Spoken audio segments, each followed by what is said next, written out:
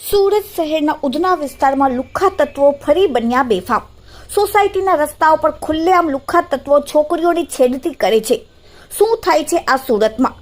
અંજના સ્થિત સુરતની અમન સોસાયટીમાં છેડતીનો બનાવ સામે આવ્યો। રસ્તે ચાલતી બે નાની યુવતીઓની છેડતી થઈ। અસામાજિક તત્વોએ છેડતી કરી। અમન સોસાયટીમાં રાત્રે 8:30 વાગે પ્લોટ નંબર 161 થી 170 ની વચ્ચે રવિવારના રોજ અજાણ્યા છોકરા દ્વારા છોકરીઓની છેડતી કરીને ઉપાડી જવાના સીસીટીવી સામે આવ્યા। આ સાથે જ મોપેડ ઉપર ઉભેલી યુવતીની પણ છેડતી કરવામાં આવી। સમગ્ર ઘટનાના સીસીટીવી ફૂટેજ સામે આવ્યા।